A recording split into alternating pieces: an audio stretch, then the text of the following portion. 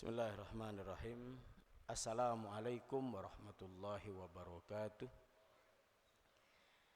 Innal hamdalillah nahmaduhu wa nasta'inuhu wa nastaghfiruh wa na'udzu billahi min shururi anfusina wa min sayyiati a'malina. May yahdihillahu fala mudhillalah wa may yudlil fala hadiyalah. Asyhadu an la ilaha illallah wa asyhadu anna Muhammadan abduhu wa rasuluhu la nabiyya wa la rasula ba'dah. Allahumma salli ala nabiyyina Muhammad wa ala alihi wa sahbihi ajmain.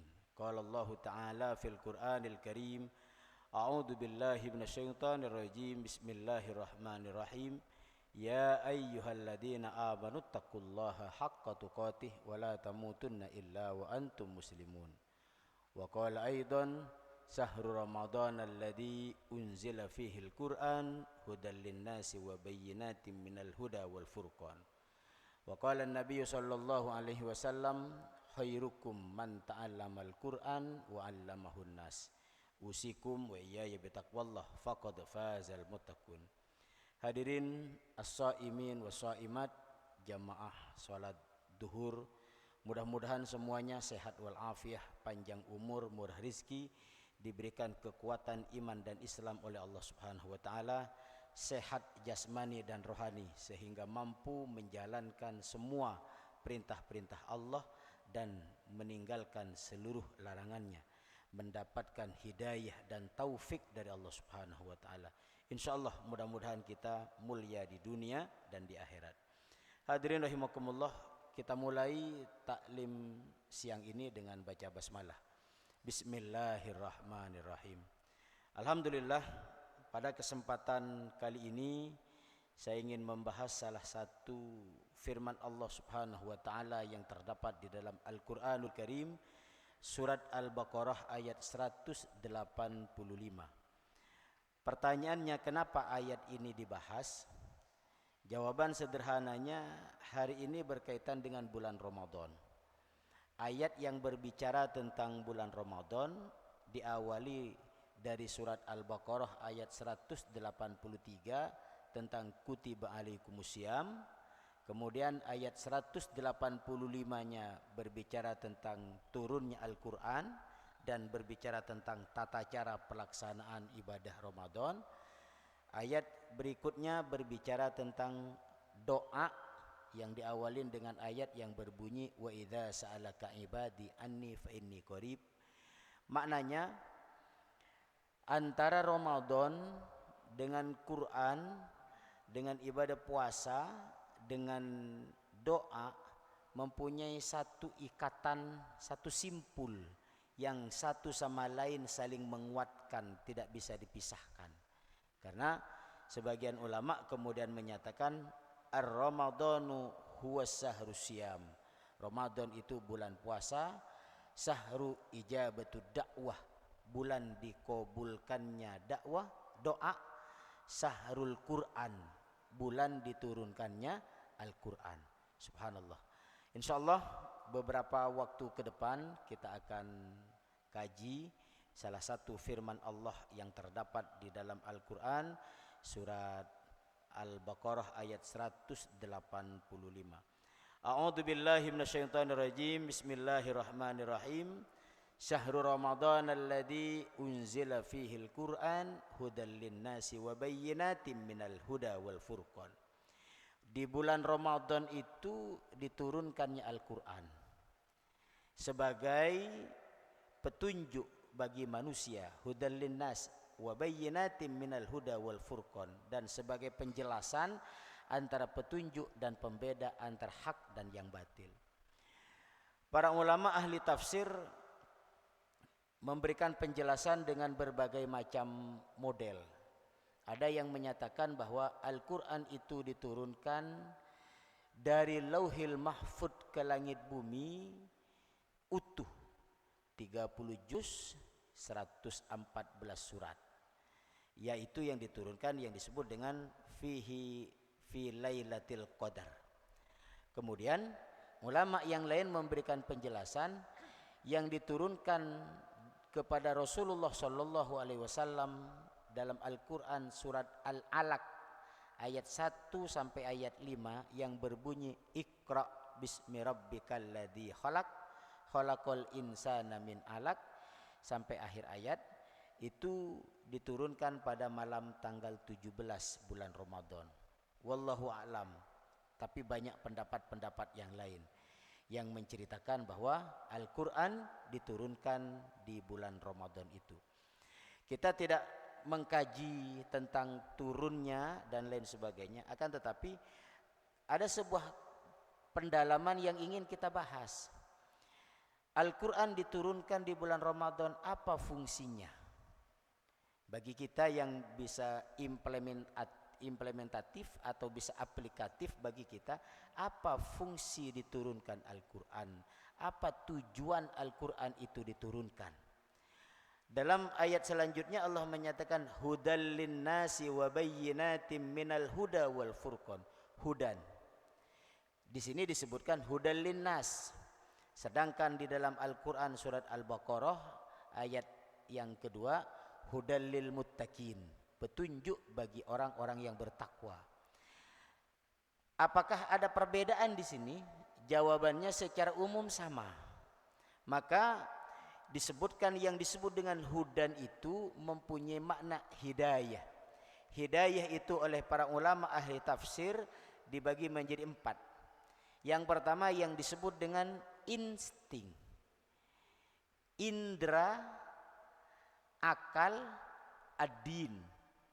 Insting oleh Allah diturunkan atau diberikan kepada semua makhluk termasuk manusia dan binatang. Atau bahasa lainnya diberikan kepada hayawanun natik dan hayawan ghairu natik. Insting. Mohon maaf, ketika kita melihat seekor domba melahirkan anaknya, insting seorang ibu tidak perlu diajarkan bagaimana cara menyelamatkan anaknya, dan insting seekor bayi domba kita tidak perlu mengajarkan bagaimana cara dia nyusu kepada ibunya. Sudah dengan naluriah dia akan memberikan pelayanan kepada anaknya dan anaknya minta perlindungan kepada ibunya. Seekor ayam ketika dia menetaskan telurnya, induk ayam akan tahu bagaimana cara melindungi bayinya, anaknya, dan anaknya tahu bagaimana cara minta perlindungan kepada ibunya walaupun tanpa kita ajari. Kenapa? Itu insting. Begitupun dengan manusia. Seorang ibu tahu suara tangisan bayi ketika bunyi ibu instingnya jalan. Oh, ini anak nangis karena lapar. Oh, ini anak nangis karena ngompol. Oh, ini anak nangis karena BAB dan lain sebagainya. Ini bab yang pertama, hidayah yang disebut dengan insting. Yang kedua, indra. Indra kalau manusia disebut dengan ada panca indra yang dimiliki, sedangkan hayawan juga mempunyai indra yang ia berikan oleh Allah sebagai petunjuk. Disinilah letak perbedaan antara manusia dengan hayawan. Kalau hayawan Allah berikan hanya sampai ke indra, insting dan indra. Sedangkan manusia ada hidayah yang ketiga yang lebih tinggi dari dua itu yang disebut dengan hidayatul akli. Manusia mempunyai akal. Maka wajar di dalam Al-Quran Allah banyak menagih atau memberikan penjelasan kepada manusia dengan sebutan afala ta'qilun, afala tatafakkarun, afala tatadabbarun. Apakah kamu tidak berakal? Apakah kamu tidak mengadakan penelitian? Apakah kamu tidak mentadabburi, mendalami sehingga bisa mempunyai hasil yang akurat melalui riset yang dilakukan? Kenapa demikian? Fungsi akal. Akal ini derajatnya lebih tinggi daripada indra. Mohon maaf, pandangan mata kita bisa terbatas, ya kan? Pendengaran kita bisa terbatas. Kemudian rasa yang kita miliki juga terbatas. Namun ketika ditambah dengan akal, maka insya Allah akan lebih menyempurnakan indera dan insting yang ada. Baru kemudian ada hidayah yang paling tinggi yang disebut dengan hidayatuddin, hidayah agama. Allah berikan kepada anak cucu Adam agama yang baik sehingga dia mampu bisa menentukan halal dan haram, baik dan buruk, dan bisa berkata raditu billahi rabba wa bil islami dina wa bi muhammadin nabiyya wa rasula. Aku ridho Allah Tuhanku, Islam aturan hidupku, Muhammad nabi dan rasulku. Maka Rasulullah kemudian menyatakan wajabat lahul jannah, wajib baginya masuk surga. Siapa yang berkata raditu billahi rabba wa bil islami dina wa bi muhammadin nabiyya wa rasula, wajabat lahul jannah, wajib baginya surga. Syahrul Ramadan alladzi unzila fihil Qur'an hudal linnas wa bayyinatin minal huda wal furqan. Dan Al-Qur'an itu menjadi bayan, penjelasan antara hak dan batil. Hadirin rahimakumullah, Lajnah Departemen Agama memberikan acuan kepada kita agar supaya ada beberapa kewajiban umat Islam terhadap Al-Quran. Yang pertama, mengimani. Kita yakin betul Al-Quran itu adalah kalamullah, firman Allah, dusturuna, sebagai pedoman hidup bagi kita semua. Kalau kita lihat dari rangkaian rukun iman, antu'mina billahi wa malaikatihi wa kutubihi wa rusulihi wal yaumil akhir wa bil qadri khairihi wa syarrihi minallah. Kita mempunyai keyakinan bahwa Al-Quran itu adalah salah satu rukun iman yang keenam. Setelah beriman kepada Allah, beriman kepada Rasul, kita diwajibkan untuk beriman kepada kitabullah, ai huwal Quran, yaitu Al-Quranul Karim yang diturunkan kepada Nabi Muhammad SAW. Ini kewajiban yang pertama. Kewajiban yang kedua adalah mempelajarinya. Belajar apa? Yang pertama, belajar membacanya. Hadirin rahimakumullah, gerakan belajar membaca Al-Quran ini harus senantiasa didengung-dengungkan, dikampanyekan.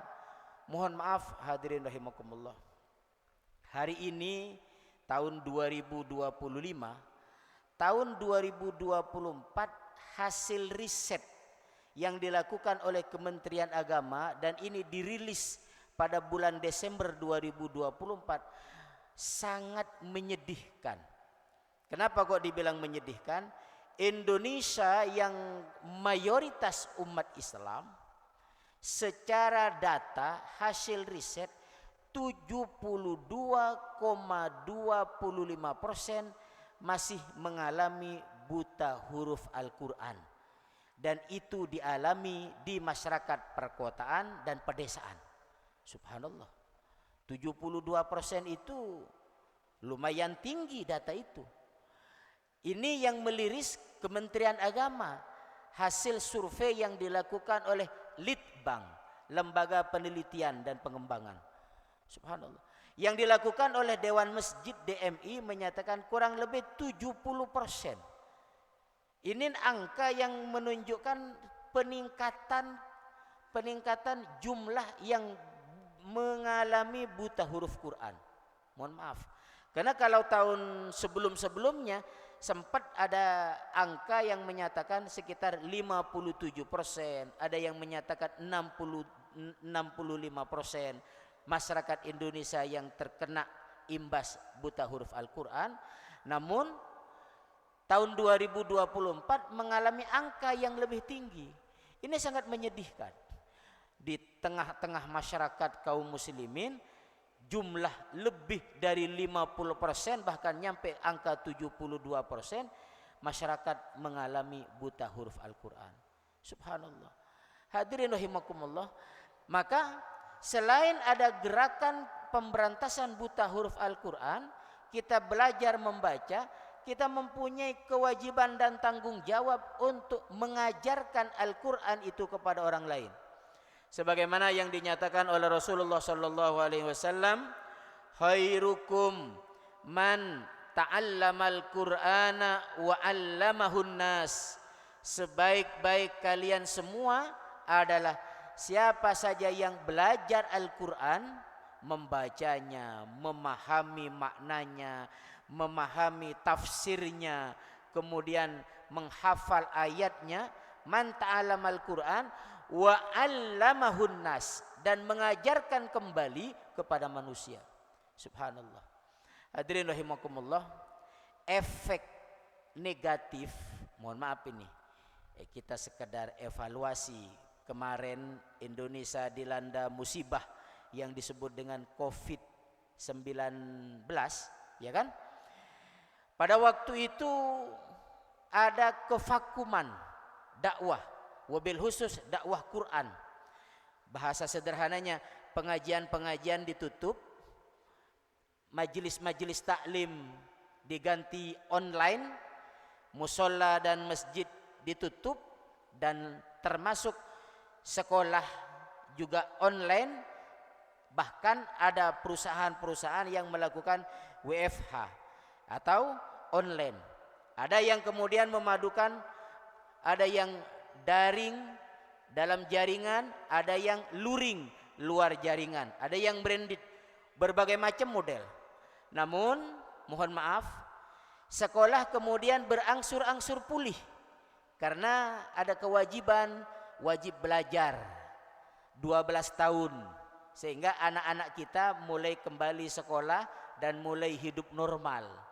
Itu bapak dan ibu guru banyak yang mengeluhkan siswa selama 2 tahun hampir tidak baca buku dan main handphone, sehingga anak kelas 4, kelas 5, kelas 6 SD baca huruf Latin masih banyak yang tertatih-tatih, apalagi Al-Quran.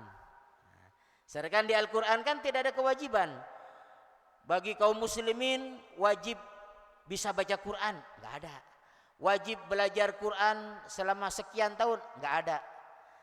Syarat nikah harus bisa baca Quran, sekarang sudah nggak ada begitu.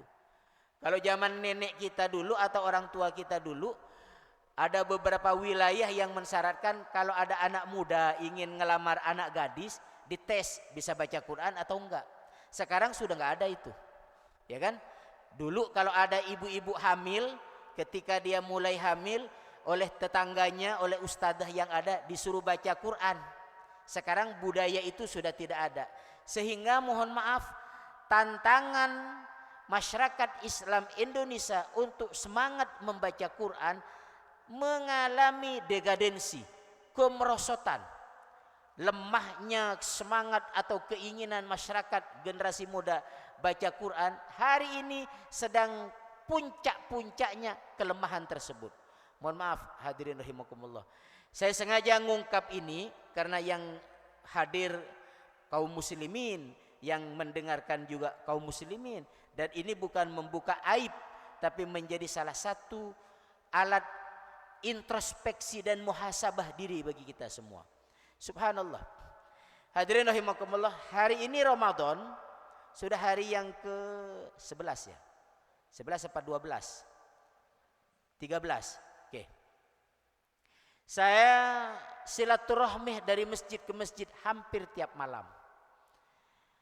Hampir tiap malam.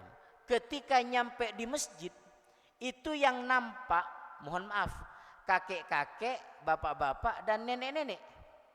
Remaja ada, tapi prosentasenya nggak nyampe 20% dari jumlah yang ada. Anak-anak ada, tapi prosentasenya nggak nyampe 10% ketika berada di dalam masjid. Oke, sesudah taraweh ada beberapa masjid yang menyelenggarakan tadarus Quran. Ada satu orang ustadz, ya kan, duduk, kemudian santri-santri mengelilingi ustadz itu sambil setoran bacaan. Itu yang saya temukan dari 13 atau 12 malam ini, keliling dari masjid dan musola, dari satu dari musola ke musola yang lain, yang menemukan ada 2 masjid yang menyelenggarakan tadarus itu. Yang lain nyaris sesudah taraweh sibuk dengan masing-masing. Tapi ketika perjalanan pulang dari masjid Banyak melihat anak muda duduk di ujung-ujung gang, di pinggir-pinggir jalan, sibuk dengan handphonenya masing-masing. Sekali waktu saya nanya, "Mas, sini, kamu anak mana?" Jawabannya anak sini. Sholat tarawih tadi enggak? Jawabannya enggak. Tadi tadarus Quran enggak? Jawabannya enggak. Ini fenomena yang ada di masyarakat kita, wilayah Jakarta, wabil khusus Jakarta Utara. Pertanyaan selanjutnya, gimana gerakan pemberantasan huruf Al-Quran yang bisa kita lakukan?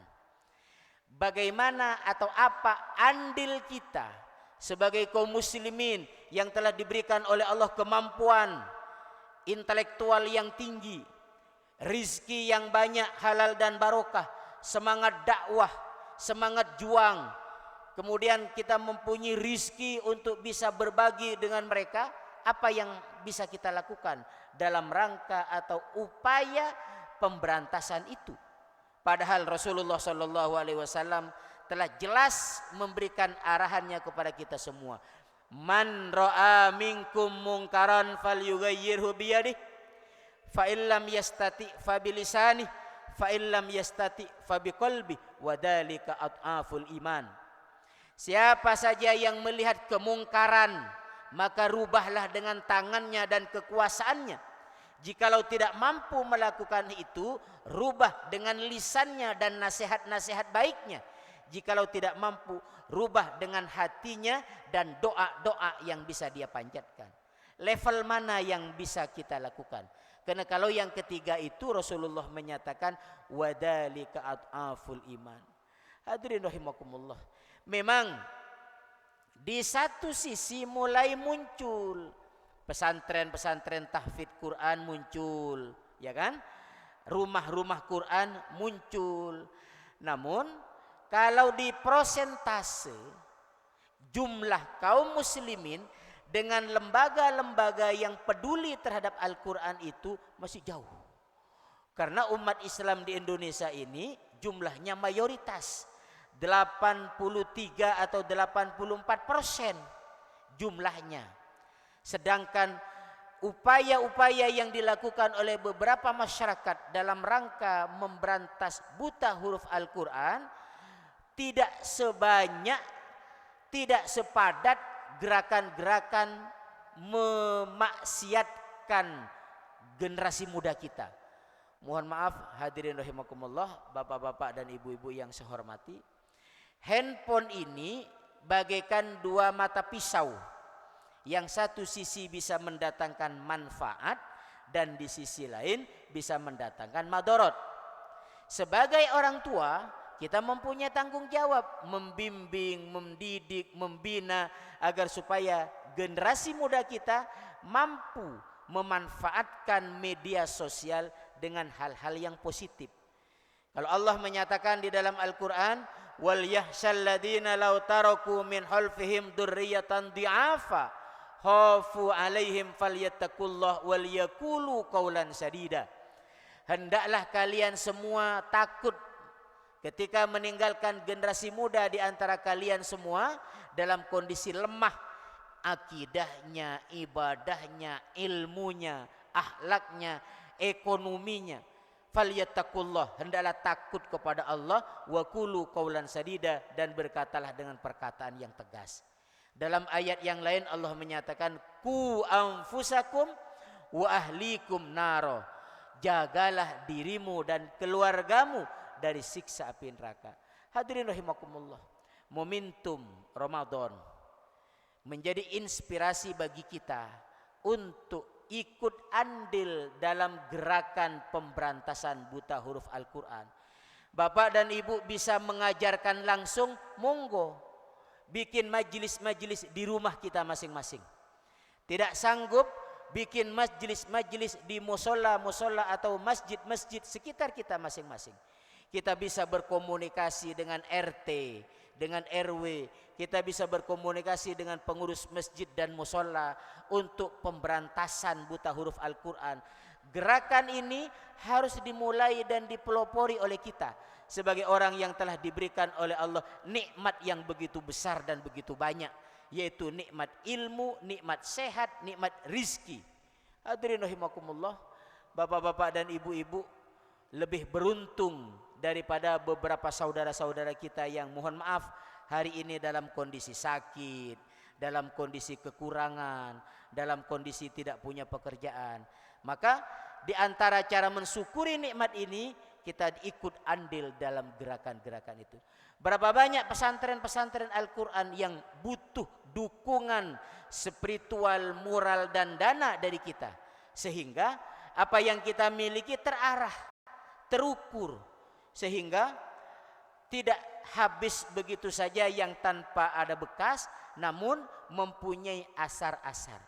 Kalau Syekh Ali Jabir pernah mempunyai program satu rumah satu hafid Quran, pertanyaannya, gerakan itu kita termasuk di dalamnya atau belum?